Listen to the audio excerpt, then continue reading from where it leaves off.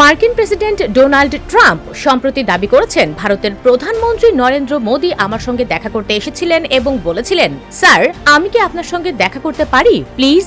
জবাবে আমি বলেছিলাম হ্যাঁ। মার্কিন প্রেসিডেন্টের এমন মন্তব্য দিল্লিতে একটি অস্বস্তিকর পরিস্থিতির সৃষ্টি করেছে। তবে দিল্লি আপাতত এর কোনো আনুষ্ঠানিক জবাব না দেওয়ার সিদ্ধান্ত নিয়েছে। ভারত ও মোদীকে নিশানা করে ট্রাম্প এই প্রথম এমন মন্তব্য করলেন। বিষয়টা তেমন নয়, তবে নয়াদিল্লি বরাবরই সংযত থেকেছে। গত মঙ্গলবার ট্রাম্প বলেছিলেন মোদী তার উপর খুব একটা খুশি নন, কারণ রাশিয়ার তেল কেনার শাস্তিস্বরূপ ওয়াশিংটন দিল্লির ওপর বাড়তি 25% শুল্ক আরোপ করেছে। ফলে ভারতের ওপর মোট শুল্ক দাঁড়িয়েছে 50%। ট্রাম্প আরো বলেন, ভারত তাকে জানিয়েছে তারা অ্যাপাচি হেলিকপ্টারের জন্য 5 বছর ধরে অপেক্ষা করছে। তিনি বলেন, আমরা এটা পাল্টাচ্ছি। ভারত 68টি অ্যাপাচির ক্রয়াদেশ দিয়েছে। দিল্লির সরকারি সূত্রগুলো অবশ্য ট্রাম্পের এই দাবি অস্বীকার করে বলেছে, ভারত যুক্তরাষ্ট্র থেকে মাত্র 28টি অ্যাপাচি হেলিকপ্টার কিনেছে, যার মধ্যে 22টি বিমান বাহিনীর জন্য এবং 6টি ভারতীয় সেনাবাহিনীর জন্য।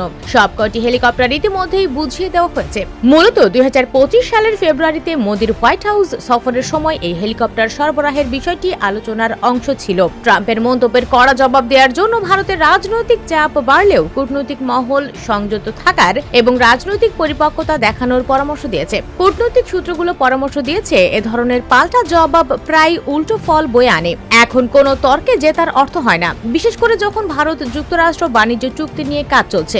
ভারতের এই সংবাদ মাধ্যমকে একটি সূত্র বলেছে, মার্কিন প্রেসিডেন্ট যা বলছেন তার প্রতি মুহূর্তের ধারাভাষ্য দেওয়ার কোনো প্রয়োজন নেই। সেটার বদলে আমাদের বাণিজ্য আলোচনার দিকে মনোযোগ দেওয়া উচিত এবং এটাই আমাদের অগ্রাধিকার। ট্রাম্প 2025 সালের আগস্টেও একই ধরনের মন্তব্য করেছিলেন। তখন তিনি দাবি করেছিলেন, তিনি মোদীকে বলেছিলেন, যুক্তরাষ্ট্র ভারতের সঙ্গে কোনো চুক্তি করবে না, অথবা আমরা তোমাদের ওপর এত বেশি শুল্ক আরোপ করব যে তোমাদের মাথা ঘুরে যাবে। ওই সময় যুক্তরাষ্ট্র 50% শুল্ক আরোপ করার সময় ট্রাম্প বলেছিলেন, আমি চমৎকার একজন মানুষের সঙ্গে কথা বলছি, নরেন্দ্র মোদী। আমি বললাম, আপনার আর পাকিস্তানের মধ্যে কি হচ্ছে? ট্রাম্প বলেন, ঘৃণাটা ছিল প্রচন্ড, এটা অনেক দিন ধরে চলছে, শত বছর ধরে আলাদা আলাদা নামে। আমি বললাম, আমি আপনাদের সঙ্গে কোনো বাণিজ্য চুক্তি করতে চাই না, আপনারা তো পারমাণবিক যুদ্ধে জড়াবেন। আমি বললাম, কাল আমাকে ফোন দিয়েন, কিন্তু আমরা কোনো চুক্তি করব না, না হলে এত শুল্ক বসাবো যে আপনাদের মাথা ঘুরে যাবে। 5 ঘন্টার মধ্যে সব ঠিক হয়ে গেল, হয়তো আবার শুরু হবে,